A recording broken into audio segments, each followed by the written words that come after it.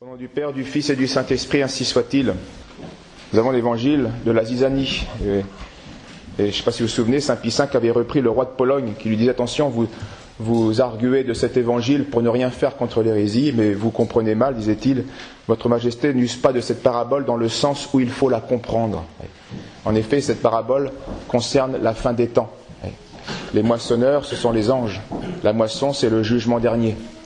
Donc il est vrai que c'est à la fin des temps que la séparation définitive et absolue se fera entre les bons et les méchants. Les méchants pour brûler en enfer définitivement et les bons pour être dans le grenier, dans le royaume des cieux. Et donc cet évangile n'est en aucun cas un justificatif pour ne pas réprimer quand cela est possible, lorsqu'on a autorité pour cela, eh bien les méchants ou les hérétiques. Toute l'œuvre de Saint Pie V le montre, l'énergie qu'il a développée contre l'hérésie. Et on va le voir encore aujourd'hui avec les hérésies qui grandissaient en Europe. Voyons quelques pays caractéristiques, l'Allemagne. C'est bien sûr là où la révolte protestante a eu le plus de succès, c'est le plus enraciné. Et pourquoi ? À cause du concours des princes, évidemment. Une erreur spirituelle ne dure pas longtemps s'il n'y a pas la coopération du temporel qui la favorise, qui la protège. Quand Saint Pie V devient pape, eh bien, à l'époque en Allemagne, les catholiques et les protestants sous un régime encore provisoire. Et le seul soutien du catholicisme était l'empereur, Ferdinand. Voici ce qu'il écrivait à son fils, qui se deviendra lui-même empereur sous le nom de Maximilien II. Donc voilà ce que dit Ferdinand à son fils. « J'avoue que sans tes assurances de maintenir la religion catholique et de vivre et de mourir dans le sein de l'Église romaine, non seulement je ne soutiendrai pas ton élection, le Saint-Empire romain était non pas de père en fils, mais par élection. Il y avait des grands électeurs. Non seulement je ne soutiendrai pas ton élection, mais je serai le premier à la combattre. » C'est un bel exemple d'un... Vous voyez, les liens charnels, c'est une chose, mais ça ne peut pas justifier tout. Un père ne doit pas être trop tendre envers son fils, ou un fils trop tendre envers son père, si les intérêts de Dieu sont en jeu. Malheureusement, Ferdinand va vite décéder et Maximilien va faible. Les princes protestants vont en profiter, vont convoquer une diète afin, disait-il, afin d'aider le jeune empereur à se libérer du papisme et à perpétrer la ruine de l'idolâtrie et de la superstition. Dans la logique calviniste, la superstition, c'est la vénération que nous avons pour les saints qui sont au ciel, et l'idolâtrie, c'est l'adoration de la Sainte Eucharistie, de Jésus-Christ présent, caché sous les voiles de l'hostie. Parce qu'ils prétendaient être évangéliques, les protestants, mais ils n'ont pas hésité à piétiner l'évangile. Jésus dit, ceci est mon corps. Bon, alors Jésus est vérité ou pas ? Il dit, ceci est mon corps. C'est son corps ou pas son corps ? C'est son corps, il l'a dit. Les évangéliques disaient que non, c'était l'image de son corps, c'était le symbole de son corps. Voilà la logique protestante hérétique. Donc, danger en Allemagne, la diète est convoquée à Augsbourg, sous le prétexte de protéger les frontières contre l'Empire turc, mais Saint Pie V n'est pas dupe, il va envoyer son meilleur légat, en qui il avait toute confiance, comme Andone, un cardinal, et il lui ajoute de bons et grands théologiens, dont Saint Pierre Canisius, et va donner des directives très précises aux évêques allemands. Voici le résumé. La diète n'a pas de mandat, donc la réunion du prince, n'a pas de mandat pour ni prolonger le Concile de Trente, ni discuter de ses décisions.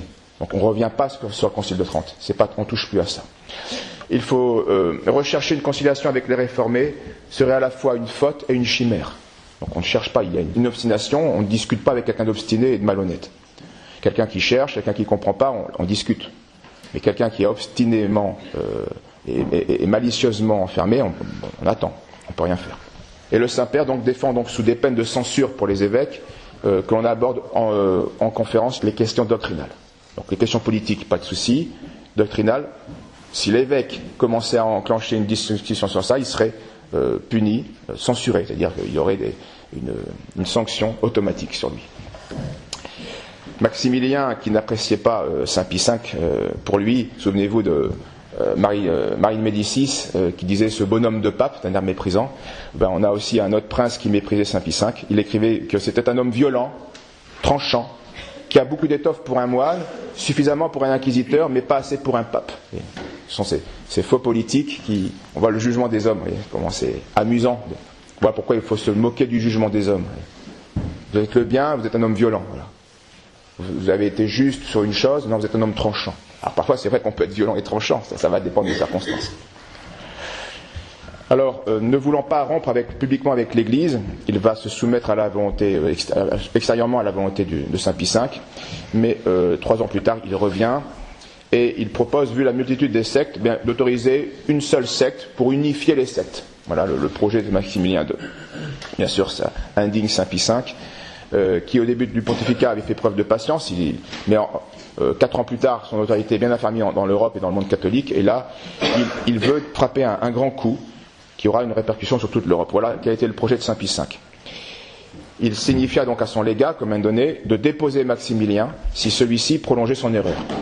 Et le pape demandait à son légat de quitter Vienne avec tous les représentants du Saint-Siège, après avoir lu, devant les ambassadeurs des puissances catholiques, ce verset de l'Évangile.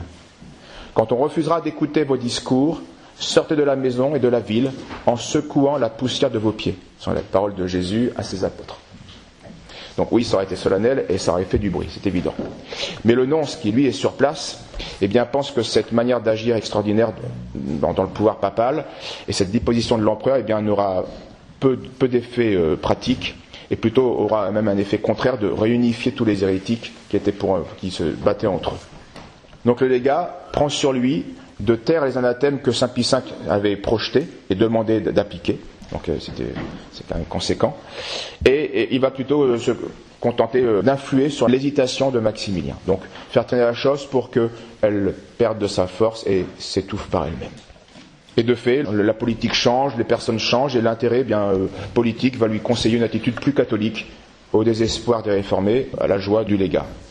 En tout cas, remarquez que cette hardiesse du légat, qui normalement est supposé appliquer c'est qu'un commissionnaire, un légat.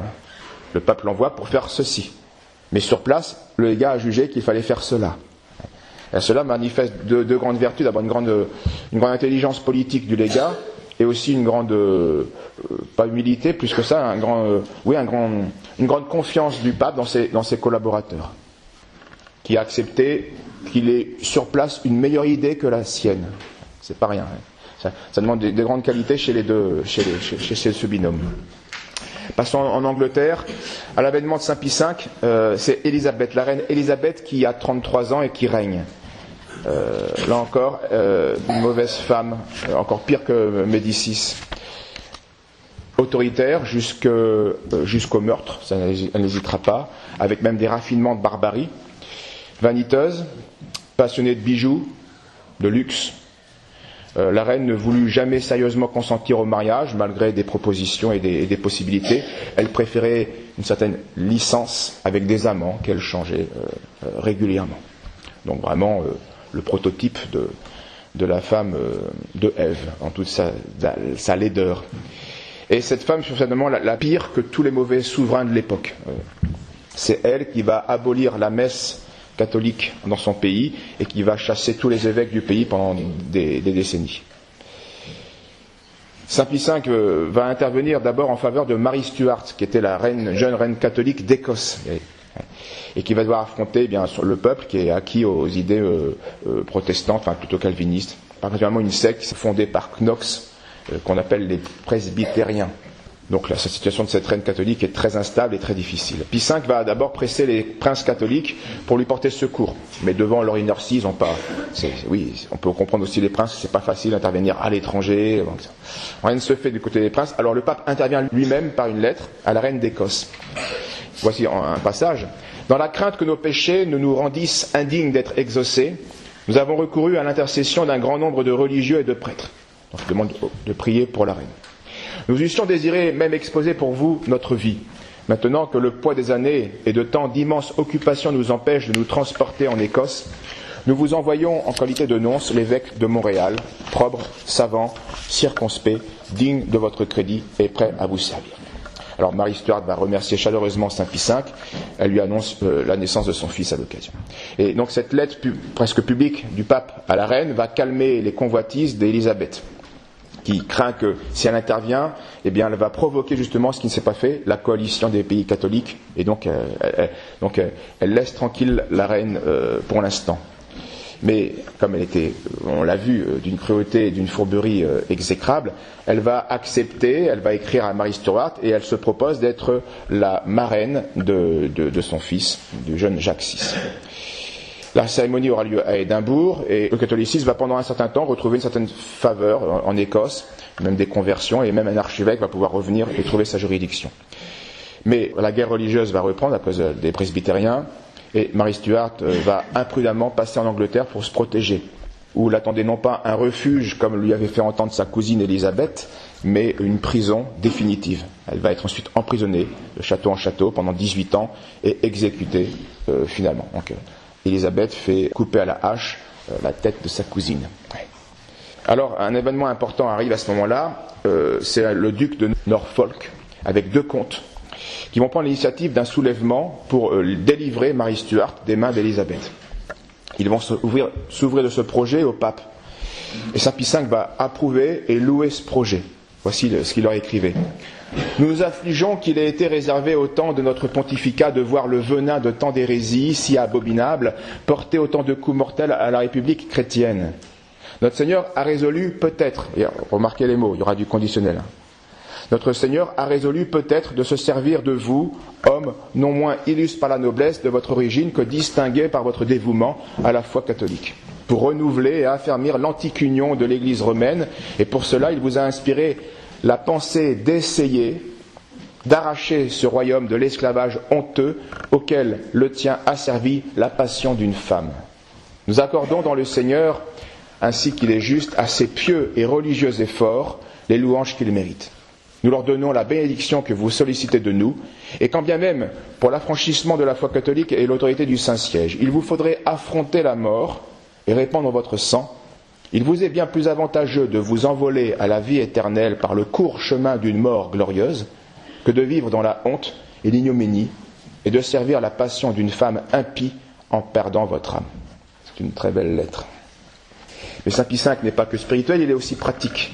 Et donc il va informer les organisateurs qui préparent une insurrection, qu'il leur fera remettre une aide financière importante, parce qu'il faut de l'argent. Ces hommes vont d'abord dans un premier temps triompher par les armes, mais malheureusement le changement de résidence de Mary Stuart d'un château à un autre fait échouer le projet, puisque le château visé est maintenant vide. Et donc là après, bien sûr, Élisabeth se ressaisit et ça change la donne. Donc c'est finalement un échec. Et la vengeance d'Élisabeth, vous imaginez bien qu'elle va être cruelle, terrible. On estime à 800 personnes au moins condamnées, et au moins 4000 catholiques arrêtés pendant cette période-là. À Philippe II, le roi d'Espagne, qui va demander la grâce d'un vieillard qui était condamné à mort, qui avait 80 ans, donc qui ne pouvait pas être un danger pour Élisabeth. Élisabeth, écoutez bien la réponse qu'elle donne à l'ambassadeur d'Espagne. Le roi aura bien la tête, s'il y tient, mais le corps demeurera en Angleterre. Saint Pie V ne reste pas insensible à cette persécution, et tandis que les princes catholiques se retranchent derrière des intérêts qui les empêchent d'intervenir, il va élever la voix pour blâmer ce choix, et puis essayer de consoler de nouveau Mary Stuart. Il lui écrit ceci. « Ma très chère fille en Jésus-Christ », il lui donc manifeste sa compassion, puis dit « Nous ne serions... » Écoutez cette phrase, elle est emprisonnée pour 18 ans, elle ne le sait pas encore, mais enfin elle sait bien que le projet a échoué, donc on est plutôt triste et abattu, hein, c'est plutôt ça. Voici ce qu'il lui écrit. Nous ne saurions nous affliger de votre sort, ni vous estimer malheureuse sous une si cruelle captivité, vous que notre divin Sauveur appelle lui-même heureuse. Ah oui, c'est les béatitudes. Bienheureux ceux qui souffrent persécution pour la justice. Bienheureux ceux qui souffrent. En effet, comment pourrions-nous estimer misérable une reine qui souffre une si étrange persécution pour la justice, qui a essuyé tant de travaux et qui s'est exposée à tant de dangers pour conserver la véritable religion? Ces disgrâces sont véritablement difficiles à souffrir et la nature, qui n'agit que par les sens, y trouve d'horribles répugnances. Ah oui, Saint Pie V est aussi réaliste, c'est bien que c'est très douloureux. Mais l'amour de Dieu dans la douceur surpasse toutes celles de la terre, en a ôté toute l'amertume et vous les a rendues faciles et agréables. Ma très chère fille, si la perte de votre royaume, de votre couronne, de vos biens vous cause du chagrin et du trouble, dissipez-les par la considération que ni les honneurs, ni les richesses du monde ne doivent être l'objet de vos désirs, ni de votre amour, puisqu'il faut nécessairement les quitter avec la vie. Si nous devons soupirer auprès des biens, ce n'est pas pour les caducs et périssables de la terre, mais pour les éternels que nous posséderons un jour sans craindre de les perdre. Enfin, le pape va promulguer la fameuse et très connue donc bulle Regnans in Excelsis, qui va excommunier publiquement la reine d'Angleterre et va délier tous les catholiques, tous ces sujets de son obéissance, en 1570. Donc à partir de ce moment-là, Élisabeth n'est plus la reine légitime d'Angleterre, par le pouvoir pontifical, qui a un pouvoir sur les baptisés, même prince. Le pape, dans cette bulle, d'abord l'appelle bien la prétendue reine d'Angleterre. Et il va rappeler toute son œuvre, toutes ses actions néfastes. Elle a fait disparaître le saint sacrifice de la messe. Elle a introduit les livres hérétiques de Calvin. Elle a chassé les prêtres et les évêques de son pays. Elle a interdit les règles canoniques.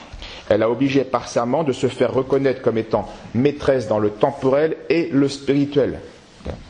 Élisabeth est la papesse de l'anglicanisme, si on veut. Elle a emprisonné et fait mourir quantité de catholiques. Puis, il écrivait, « Nous comprenons que son âme est obstinée et endurcie. » Ce n'est pas une faiblesse passagère, évidemment. C'est pourquoi, appuyé sur l'autorité de celui qui a voulu nous mettre sur le trône de la suprême justice, malgré l'indignité de nos mérites, pour une telle charge, et en vertu de la plénitude de notre pouvoir apostolique, nous déclarons la sudite, Élisabeth hérétique et fauteur d'hérésie. Et nous déclarons que ceux qui lui restaient attachés ont encore eu la peine des mêmes anathèmes, et ont été séparés du corps du Christ. De plus, nous la déclarons privée de tout droit au dit royaume d'Angleterre, et déclarons tous ces sujets à jamais libérés de toutes sortes de fidélité et d'obéissance. Maintenant, restez à publier cette bulle en Angleterre pour qu'elle puisse rentrer en action. Il faut la publier là où ça se passe. Et malgré une surveillance extrême et la menace des pires châtiments, évidemment, un matin, la population de Londres va pouvoir lire cette bulle pontificale qui a été affichée dans la nuit. Fureur d'Élisabeth, vous imaginez, et donc la police, à force d'enquête et de torture, va finalement trouver le coupable. C'est un gentilhomme, John Felton. Retenons ce nom, c'est un martyr, on peut le dire. Et loin de arrêter, loin de renier son acte, bien sûr, il le revendique et avec honneur. Et il déclare qu'ils peuvent bien le tuer. De nombreux exemplaires ont été recopiés et circulent en ce moment dans l'Angleterre et à Londres particulièrement. Donc la bulle est publiée, elle ne peut plus rien faire. Bien sûr, Élisabeth exige sa mort. Et pendant ce temps, eh bien, Saint Pie V essaye de convaincre Philippe II d'aller en Angleterre de manière militaire, mais Philippe II a la crainte que la France, donc c'est Charles, on l'a vu, Charles IX, avec cette politique de Médicis exécrable, que la France en profite pour envahir les Pays-Bas, où il y a un conflit qu'on va voir à l'instant, et donc renonce au projet d'Angleterre. Et là, la politique de la France est vraiment exécrable à cette époque. Finissons par un mot sur l'Espagne. Grâce à l'Inquisition, les colonies protestantes de Cordoue, Séville, Tolède ont disparu.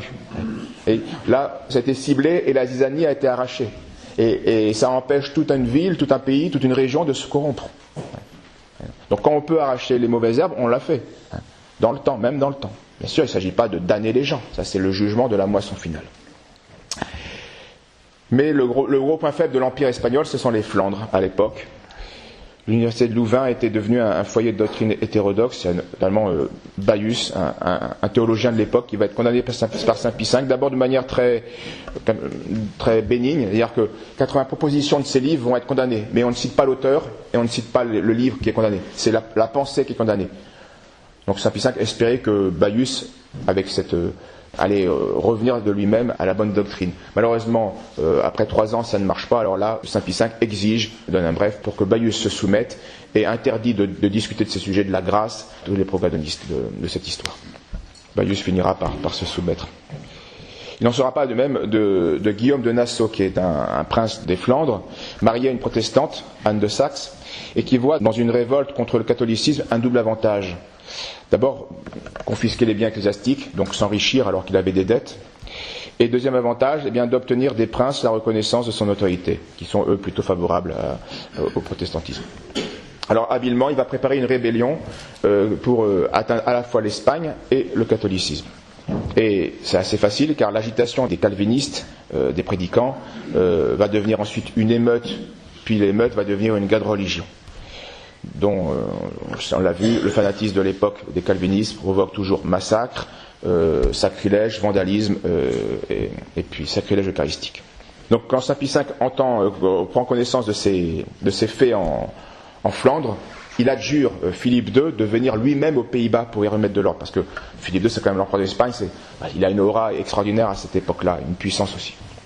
Donc s'il vient lui-même dans les Pays-Bas, ça va calmer les choses. Donc voilà ce que demande Saint Pie V. Mais le roi n'est pas indifférent, bien sûr, à la révolte, ni à la proposition de Saint Pie V, mais ça fait quand même un long voyage.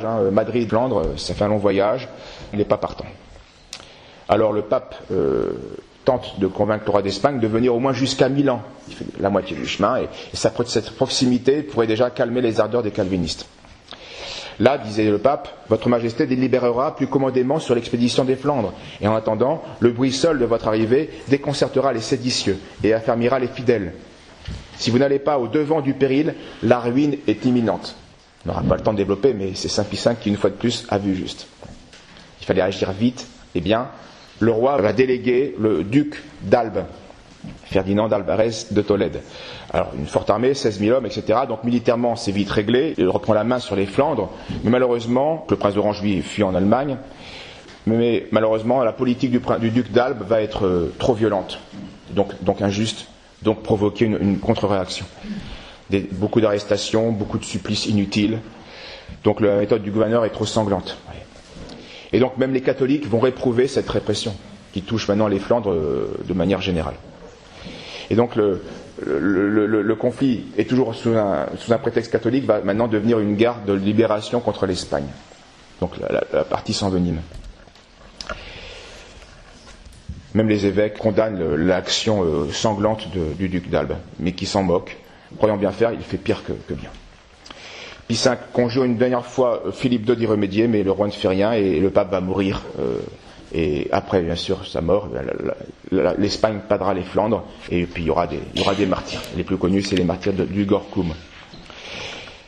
Concluons, Saint Pie V, tout en créant une congrégation occupée à ramener les Huguenots, disait-il, sans se servir des armes, car il avait aussi conscience que pour convertir les hérétiques, c'est pas les armes, c'est la prédication.